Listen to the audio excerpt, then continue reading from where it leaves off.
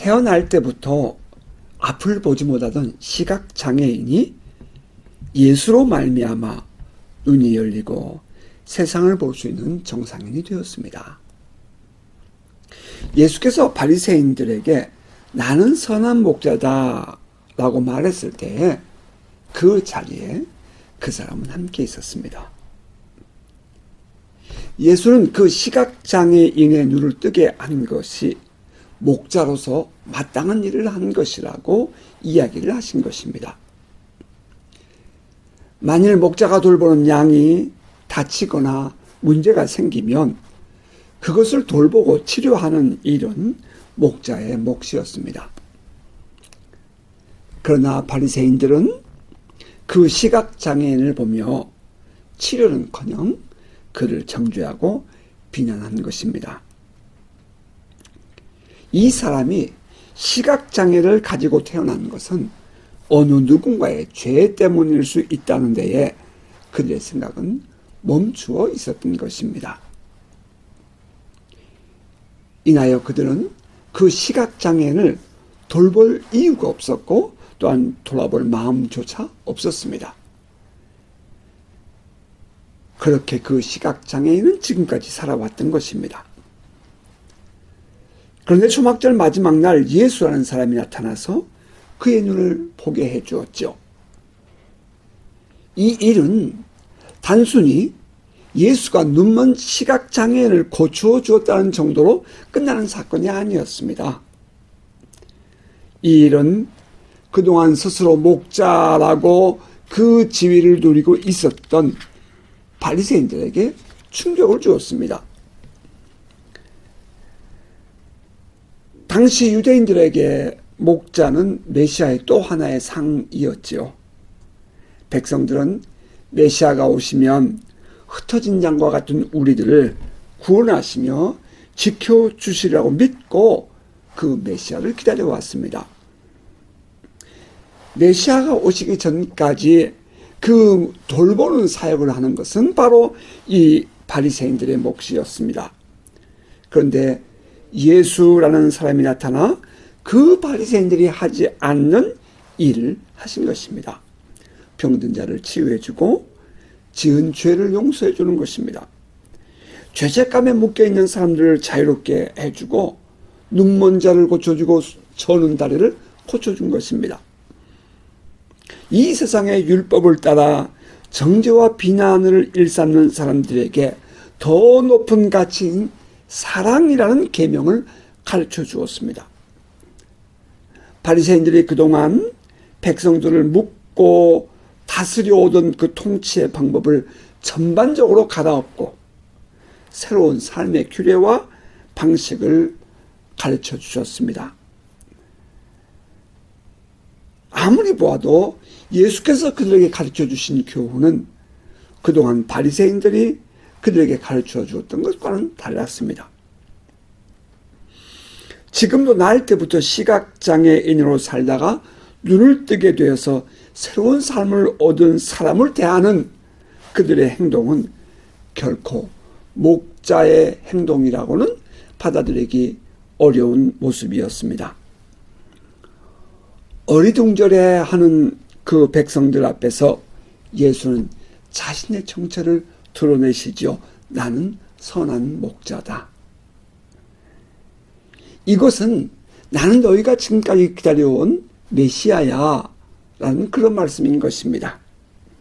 자, 우리는 오늘의 본문을 통해서 선한 목자가 가져야 할 그 리더십에 대해서 생각해 볼 수 있습니다. 선한 목자의 리더십은 우리 크리스찬 리더십의 모범이 되죠. 모델입니다. 첫째는 인격적인 관계를 바르게 갖는 리더십이어야 한다 하는 것입니다.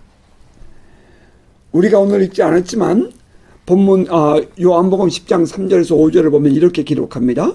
문지기는 그를 위하여 문을 열고 양은 그의 음성을 듣나니 그가 자기 양의 이름을 각각 불러 인도하여 내느니라.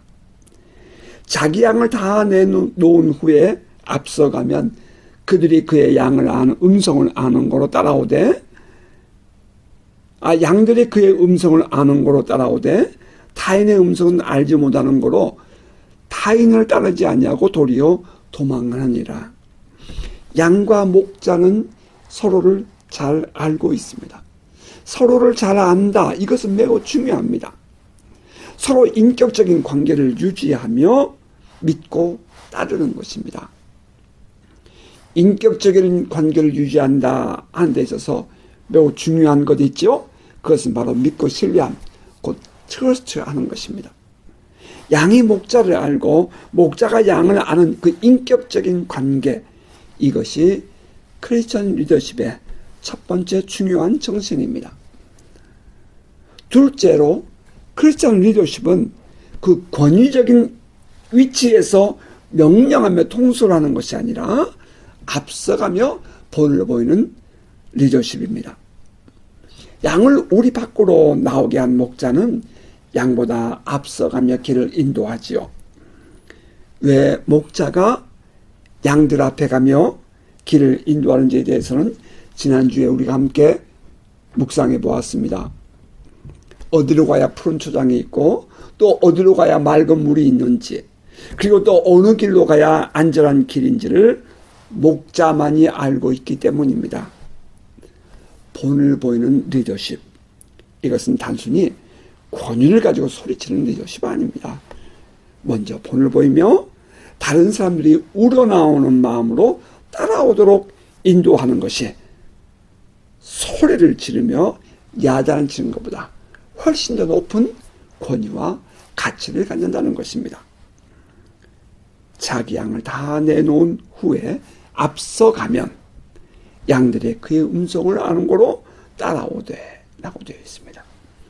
자, 셋째로 크리스천 리더십은 함께하는 사람들에게 생명을 공급하고 풍성한 삶을 공급하는 리더십이어야 한다는 것입니다. 10장 10절을 보면 도둑이 오는 것은 도둑질하고 죽이고 멸망시키는 것뿐이요, 내가 온 것은 양으로 생명을 얻게 하고 더 풍성히 얻게 하려는 것이라. 이 리더십의 관심의 그 중심은 언제나 자기 자신이 아니라 함께하는 이들의 필요를 채워주고 돌봐주는 데 있어야 한다 하는 것입니다. 건강한 리더십은 언제나 나 아닌 다른 이들을 먼저 생각하고 그들의 관심사항을 고려해주는 사람이어야 합니다. 자, 그리고 넷째로 이 크리스천 리더십은 돌봄의 리더십이어야 한다는 것입니다. 위험한 상황이 오면 자기 혼자 살겠다고 피하는 것이 아니라 오히려 그들을 지켜주고 보호해 주는 데에 앞장서는 리더십이 되어야 한다는 것입니다. 자, 이러한 사람이 되기 위해서는 가난한 영성과 푸어 스피릿이라고 저는 표현하고 싶은데요, 그런 가난한 이 마음의 소유자가 아니라 풍요로운 영성, 넉넉한 마음의 소유자가 되어야 한다 하는 것입니다. 예수께서 팔복에서 말씀하신 것처럼 심령이 가난한 자는 이 복이 있나니 하는 그때의 그 가난한 뜻이 아니라 무엇인지 자기가 먼저야 하는 사람, 혹은 다른 사람보다 높아져야 하고 또 다른 사람보다 많아져야 안정감을 누리는 그런 마음의 소유자 말입니다. 남이 나보다 잘 되면 힘들어하고 다른 사람들에게 관심을 받고 싶은, 오늘날 말로 관종이라고 표현하더라고요. 그 관심을 받고 싶어하는 그런 마음에 툭툭 튀는 언행을 하는 사람, 그런 사람 말입니다. 그런 사람들에서는 결코 돌봄의 목회를 할 수가 없죠. 돌봄의 사역을 할 수가 없지요. 크리스천 리더십은 내려놓음, 나눔, 섬김, 지켜줌, 그리고 돌봄을 높은 가치로 알고 삶에서 실현해내는 리더십인 것입니다. 어떻게 보면 역설이라고 표현할 수 있죠. 역설의 리더십. 나는 선한 목자라. 선한 목자는 양을 위하여 목숨을 버리거니와. 싹구는 목자가 아니요 양도 제 양이 아니라. 이리가 오는 것을 보면 양을 버리고 달아나나니 이리가 양을 물어가고 또 해치느니라. 달아나는 것은 그가 싹군인 까닭에 양을 돌보지 아니함이나. 참된 크리스찬 리더십은 돌보기 위하여 무릎을 꿇을 줄 아는 리더십인 것입니다. 자, 그리고 또 이제 5번째, 크리스찬 리더십은 자기의 생명도 내놓을 수 있는 그런 리더십을 갖는 것을 말하는 것입니다. 이는 단순히 목적 없는 죽음이 아니라 남을 구원해 내기 위하여 자신을 내어놓는 리더십입니다. 이보다 더 크고 위대한 리더십이 어디 있겠습니까? 우리가 무엇인가를 위하여 가치를 지불했다면 그 무엇이 갖는 가치는 지불된 만큼의 가치가 되는 것이죠. 10달러를 냈으면 10달러짜리가 되고 100달러를 지불했으면 그것은 100달러짜리가 되는 것입니다. 내가 지불하는 만큼 그 가치는 인정을 받는 것입니다.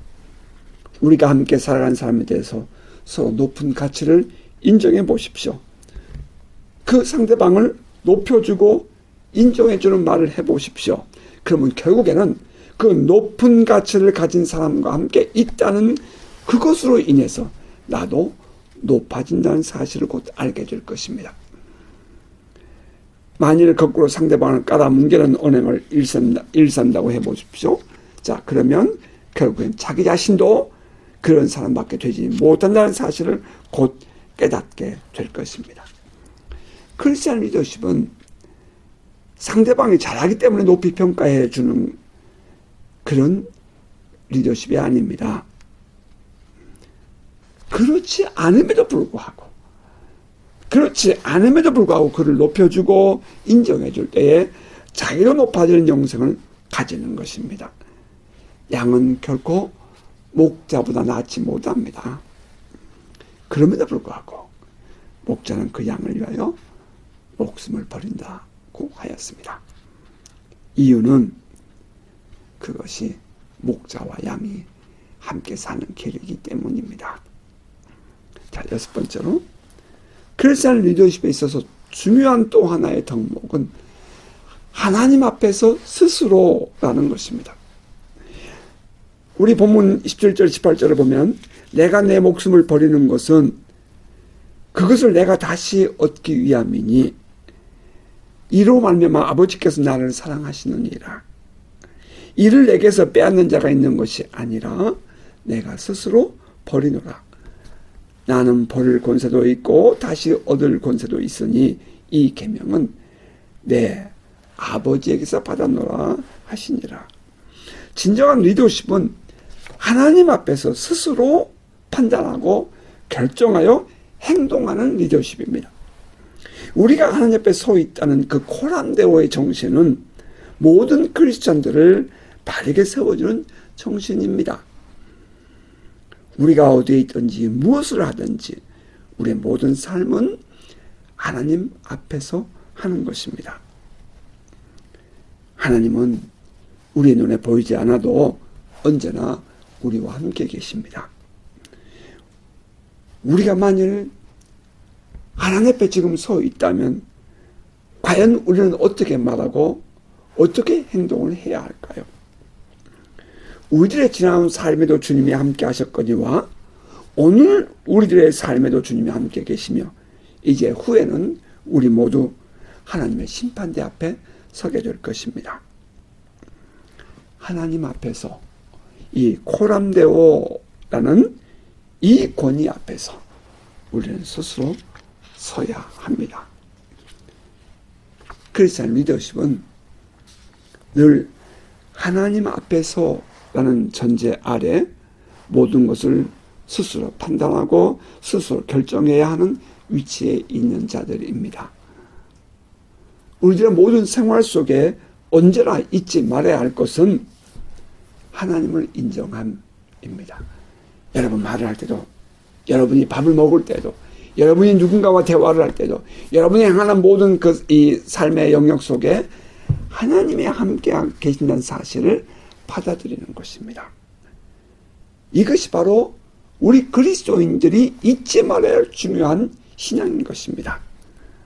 오늘 여러분의 가정에서 하나님이 함께 계신 것을 인정하십니까?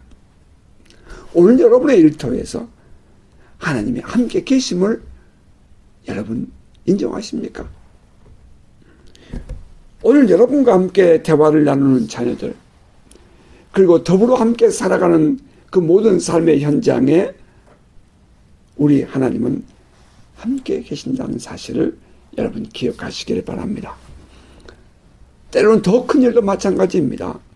우리는 늘 스스로 판단하고 행동하는데 이때에 고려되어야 할 것은 반드시 지금 하나님 앞에 내가 있다 하는 사실입니다. 그리고 이제 마지막 7번째, 크리스찬 리더십들이 가져야 할 자세는 역사성과 세계성을 가지고 있어야 한다는 것입니다. 전체를 볼 수 있어야 한다 이 말이에요. 오늘 본문 16절을 보면 또 이 우리에 들지 아니한 다른 양들이 내게 있어 내가 인도하여야 할 터이니 그들도 내 음성을 듣고 한 무리가 되어 한 목자에게 있으리라. 크리스천 리더십은 자기들만을 위한 좁은 시야를 가져서는 안 됩니다. 긴 역사적 안목을 가지고 보아야 하고 다른 사람에게 유익을 줄 수 있는 삶을 살아야 한다 하는 것입니다. 우리는 그것을 세계성이라고 표현할 수 있겠지요. 나만을 위한 것이 아니라 다른 사람도 볼 수 있고 전 세계를 볼 수 있는 그런 관점, 그런 시각을 가져야 한다 하는 것입니다. 진정한 리더십은 큰 안목이 있어야 돼요. 그것이 오늘을 살아가는 크리스찬 리더십들이 가져야 할 그런 정신인 것입니다. 이것이 바로 이 예수께서 말씀하신 선한 목자라는 이 설명 안에 들어있는 리더십의 모습인 것입니다. 오늘 이 본문인 이 요한복음 10장을 읽어가면 모두가 대부분 다 선한 목자라는 데에 중점을 두고 그것으로 말미암은 리더십을 이야기하는 것이 일반입니다. 그런데 저는 여기에서 단순히 그 선한 목자의 리더십에만 관점을 둘 것이 아니라 메시아, 그리스도로서의 목자상을 살펴보는 것이 오늘의 본문 이해에 또 하나의 중요한 관점이 된다라고 생각을 합니다. 예수님이 이렇게 말씀하셨죠. 14절 15절입니다. 나는 선한 목자라. 나는 내 양을 알고 양도 나를 아는 것이 아버지께서 나를 아시고 내가 아버지를 아는 것 같으니 나는 양을 위하여 목숨을 버리노라. 나는 양을 위하여 목숨을 버리노라. 요한복음 10장 11절 그 바로 몇 절 위에서는 이렇게 말씀한 바가 있습니다. 나는 선한 목자라. 선한 목자는 양들을 위하여 목숨을 버리거니와 라고 했습니다. 그러나 싹군은 그렇지 않다 이런 말씀이죠. 이 말씀은 싹군과 구별되는 그 선한 목자를 강조하기 위하여 하신 말씀이기도 하지만 그 속에는 메시아 사역의 정점, 최고봉이 될 앞으로 맞이할 그 십자가의 죽음이 숨어있는 말씀이라는 것을 여러분 유념하시기 바랍니다. 나는 양을 위하여 목숨을 버리노라. 예수께서 십자가를 지시는 고난은 스스로 지는 것이었습니다. 어느 누가 예수에게 십자가를 지게 하는 것이 아닙니다. 그래서 예수는 이렇게 말씀했죠. 17절 18절입니다. 내가 내 목숨을 버리는 것은 그것을 내가 다시 얻기 위함이니 이로 말미암아 아버지께서 나를 사랑하시느니라. 이를 내게서 빼앗는 자가 있는 것이 아니라 내가 스스로 버리노라. 무엇을? 내 목숨을. 나는 버릴 권세도 있고 다시 얻을 권세도 있으니 이 계명은 내 아버지에게서 받았노라 하시니라. 예수의 이러한 인식은 어디서 왔을까요?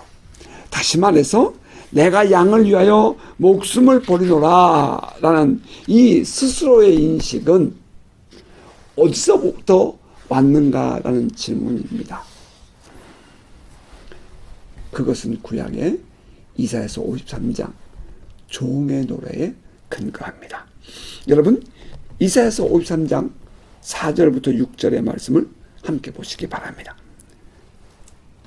그는 실로 우리의 질고를 지고 우리의 슬픔을 당하였거늘 우리는 생각하기를 그는 징벌을 받아 하나님께 맞으며 고난을 당한다 하였노라. 그가 찔림은 우리의 허물 때문이요 그가 상함은 우리의 죄악 때문이라. 그가 징계를 받음으로 우리는 평화를 누리고 그가 채찍에 맞음으로 우리는 나음을 받았도다. 우리는 다 양 같아서 그릇 행하여 각기 제 길로 갔거늘 여호와께서는 우리 모두의 죄악을 그에게 담당시키셨도다. 이 말씀에 의하면 메시아는 양을 위하여 죽으실 것이 이미 예언되어 있었습니다. 예수는 스스로 자기가 이 말씀의 주인공이라는 인식을 가지고 있었지요. 예수는 자기가 이 양들을 위하여 죽어야 한다는 사실을 알았습니다. 그것은 결코 피할 수 없는 메시아 사역의 정점이었던 것입니다. 이때 그가 죽어야 하는 이유는 딱 하나, 양을 대신하여, 양을 위하여 였다는 것이죠.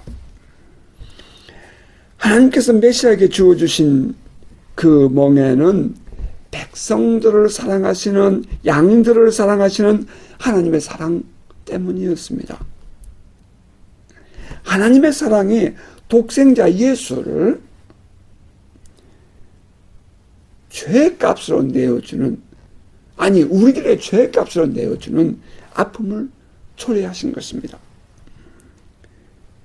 우리는 다 양 같아서 각기 제 길로 갔거늘 다 자기 마음대로 산다 이 말입니다. 하나님의 마음을 아프게 하고 섭섭하게 하고 힘들게 한다 이 말이에요. 우리는 다 양 같아서 각기 제 길로 갔거늘 여호와께서는 우리 모두의 죄악을 그에게 담당시키셨도다. 그에게 담당시키셨도다. 이 말이 무슨 말씀이죠? 예수가, 메시아가 우리의 죄값을 대신 지게 된다 하는 것을 말씀하신 것입니다. 대신 지신 메시아가 대신 지신 죄를 지은 양이 누굽니까? 바로 우리들 아닙니까? 거기 보면은 각기 제 길로 가는 양입니다. 자기 잘났다고 뿌리치고 자기 마음대로 행동하는 양이죠. 자기들끼리 다투고 이기적인 마음에 사로잡혀 그렇게 살아가는 존재들입니다. 하지만 하나님은 그 양들이 당신의 양이라는 이유 하나 때문에, 이게 참 너무 가슴 아픈 이야기죠. 사랑 이야기죠. 당신의 양이라는 이유 하나만으로 그 사랑하는 마음을 포기하지 못하고 당신의 독생자를 내어주십니다. 예수는 이렇게 말씀하신 것입니다. 나는 그 못된 양을 위하여 목숨을 버리노라. 예수께서 목숨을 버리시는 이유가 무엇입니까? 그 못된 양들의 죄악 때문 아닙니까? 우리는 다 양 같아서 각기 제 길로 갔거늘 여호와께서는 우리 모두의 죄악을 그에게 담당시키셨도다. 여기서 우리가 깨닫게 되는 것은 그 메시아의 죽음이 선한 목자의 리더십에서 보는 것처럼 단순히 양을 보호하고 지키기 위함만이 아니었다는 것입니다. 그것은 양들의 생명을 구원코자 하시는 하나님의 사랑을 실현해내는 위대한 사역을 이루기 위함이었습니다. 이보다 더 큰 사랑이 어디 있고 이보다 더 큰 희생이 어디 있습니까? 예수 그리스도의 십자가의 고통과 죽음, 그것은 하나님의 사랑을 보여주는 최고의 정점이었습니다. 우리가 영광이라는, 요한복음에 나오는 영광이라는 단어를 제가 설명할 때에 하나님의 본질을 가장 잘 보여줌, 이것이 영광이라고 설명을 드렸는데요. 그 하나님의 본질이 무엇이죠? 사랑 아닙니까? 그 사랑을 가장 잘 보여주는 곳이 어디입니까? 예수의 십자가에 못 박히심 아닙니까? 그 십자가에 못 박히신 그 예수를 바라보면서 우리는 하나님의 영광, 하나님의 본질을 볼 수 있어야 하는 것입니다. 이것은 메시아만이 보여줄 수 있는 유일하고 위대한 사역이었습니다. 예수께서 시각장애인의 눈을 뜨게 하셨습니다. 그것도 놀랍고 기이한 일 아니었습니까? 그러나 더 크고 놀라운 일은 예수 스스로 십자가를 지고 죽음의 길을 가는 것이었습니다. 그곳에 함께 있는 사람들은 눈먼 시각장애인의 눈을 뜨는 것을, 시각장애인이 눈을 뜨는 것을 보면서 메시아를 볼 수 있어야 했었습니다. 그러나 그들은 여전히 갈릴리에서 올라온 한 목수의 아들 예수만 보았습니다. 참 비극이죠.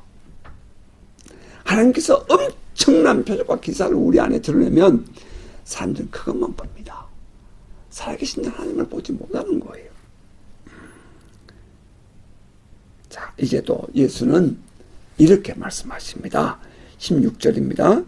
또 이 우리에 들지 아니한 다른 양들이 내게 있어 내가 인도하여야 할 터이니 그들도 내 음성을 듣고 한 무리가 되어 한 목자에게 있으리라.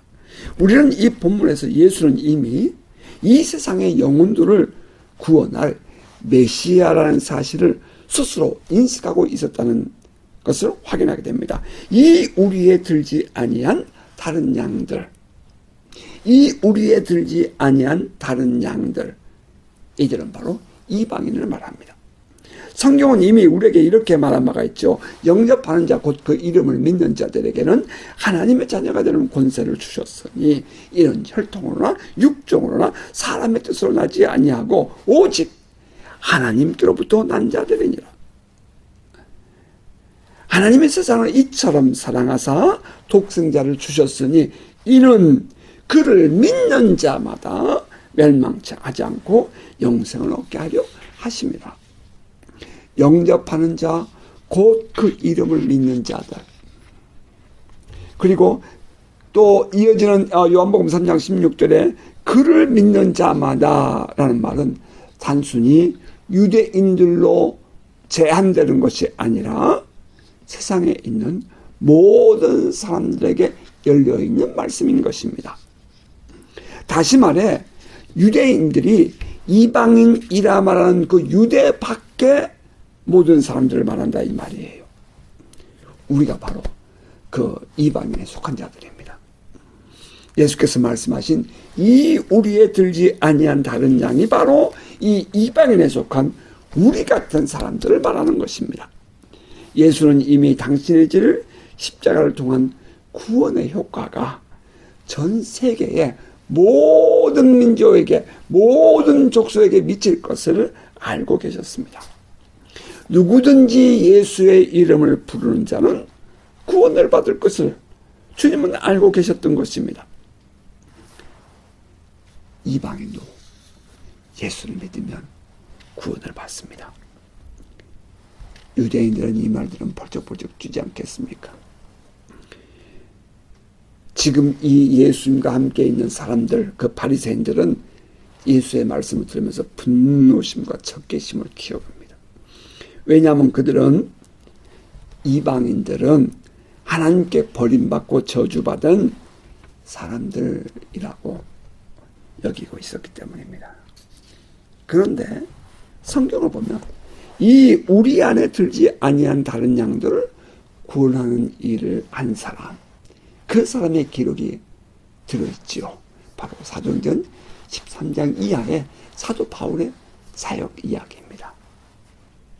또 그보다 앞서는 것은 이 베드로가 고넬료의 가정에 가서 사도행전 10장이죠. 고넬료가 베드로의 가정에 가서 이방인인데요. 복음을 전하죠.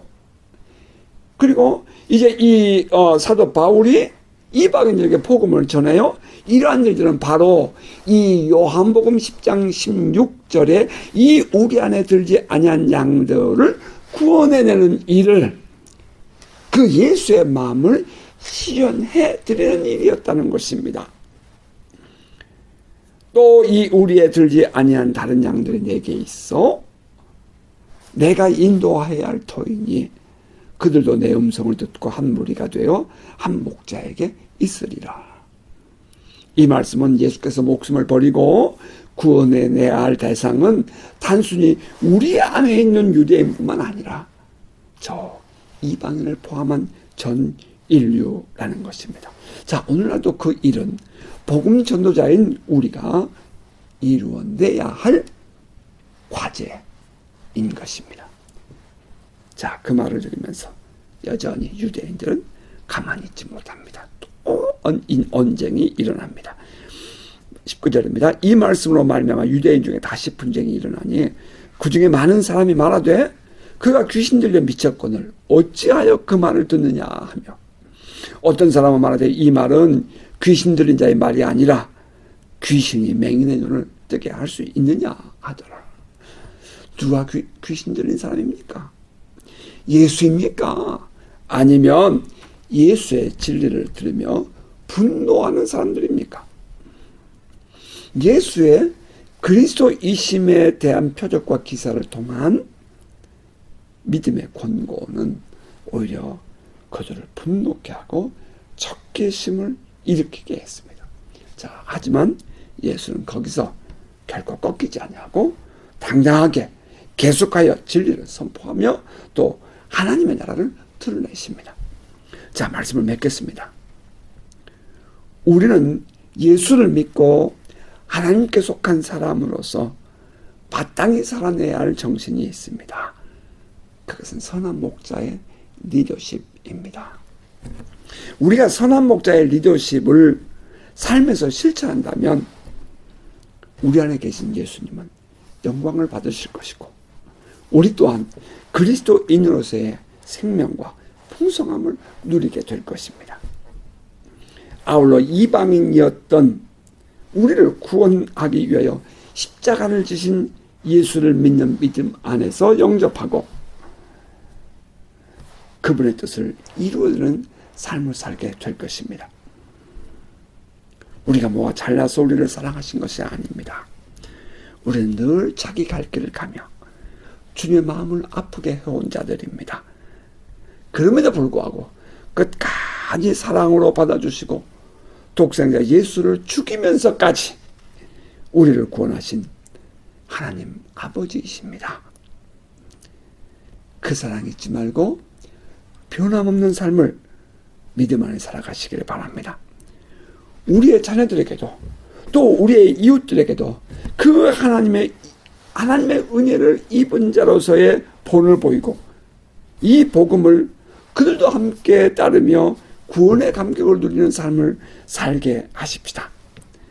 바라긴 이번 한 주간도 예수께서 보여주신 그 리더십을 삶에서 실천하고 또 예수 그리스도를 죽이면서까지 사랑해 주신 그 하나님 아버지의 사랑을 기억하면서 믿음 안에서 살아가는 복된 성도 되시기를 주의 이름으로 축복합니다. 아멘.